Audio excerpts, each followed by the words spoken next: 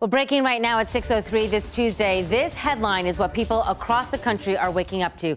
The U.S. Supreme Court is considering overturning Roe v. Wade. Several reports detailing the 98-page draft opinion leaked late last night.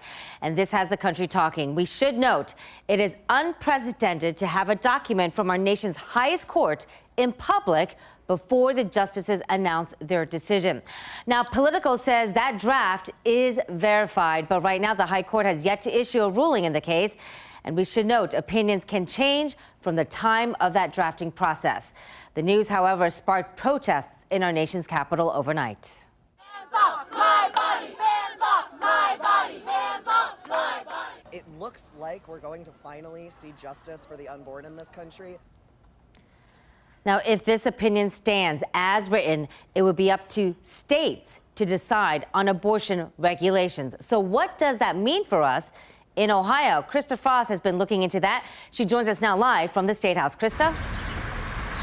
Yeah, good morning. So we already know that there's some legislation in other states which really limits the access to abortion procedures. But we do now know that Ohio lawmakers, they're considering a few different bills that are very, very similar in that language. And here's the thing is if those bills pass, they could go into effect immediately if the U.S. Supreme Court decides to overturn Roe v. Wade. So there are two bills that we're talking about here. Senate Bill 123, House Bill 598. Because they're so similar in language, I'm going to highlight House Bill 598. It's also called the Human Life Protection Act. Now that act, it would penalize doctors who perform abortions. There's no exception for rape or for incest. Representative Gene Schmidt introduced the bill in the Ohio House, and last week as this bill was being discussed, lawmakers used a hypothetical situation of a teenage girl being raped just to make their points, but that's when Schmidt's comments made national news coverage.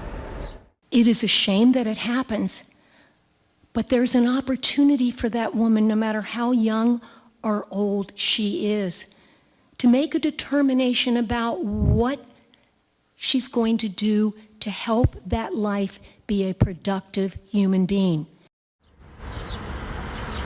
And that's why I highlight House Bill 598, just because a lot of people have heard about it, especially on social media. It was very active after those comments you just heard were made. The Ohio Democratic Women's Caucus sent out this tweet saying Schmidt owes an apology to every victim of sexual violence. So, of course, we're going to continue to follow this entire conversation as it continues to evolve. But for now, reporting live from the State House, Krista Frost, 10 TV News. Krista, thank you. Now, reaction from organizations supporting both sides of the issue were fast to release statements last night.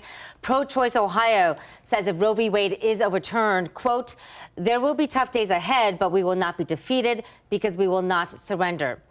Meantime, Ohio Right to Life says this, quote, we stand ready to help all women who find themselves in unintended pregnancies and to offer compassionate care for all.